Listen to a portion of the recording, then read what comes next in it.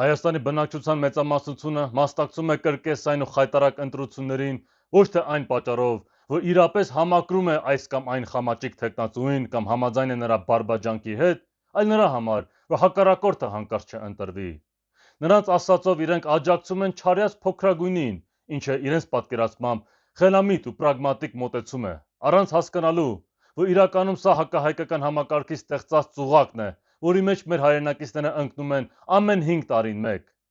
Նախկինում նշել եմ, որ այս չարյաց փոքրագույնները հաճախ ավելի մեծ վտանգ են ներկայացնում ազգի համար, քանի որ շեղում ու մոլորեցնում են բնակչության համեմատաբար ավելի խելացի ու հայրենասեր հատվածին։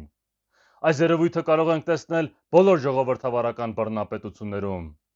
Նման նենգ մանիպուլյացիայով եւ ժողովրդին անընդհատ շանտաժի ենթարկելով է, որ այս հայրենադավ նեոբոլշևիկյան համակարգը վերջին 35 տարիների ընթացքում անընդհատ կարողացել է վերարտադրվել, օգտագործելով տարբեր քաղաքական մանրավաճառների։ Այդ պատճառով էլ ում էլ ընտրեն մարդիկ, բան չի փոխվում, որովհետև բոլոր ազգադավ թեկնածուները բուծված են նույն նեխած համակարգից։ Այս համակարգից մեկին ընտրել ու ակնկալել, որ նա ազգանվեր հայրենասեր կլինի, նման է գիշերային ակումբից պարուհի ընտրել ու ակնկալել, որ նա կույս կլինի։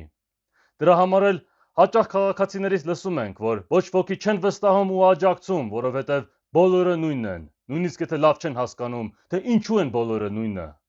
Ենթագիտակցորեն նրանք զգում են, որ այս համակարգը մինչև հիմքը կոռումպացված է, տեսնում են, որ նրանք պարզապես հիդրայի տարբեր գլուխներն են։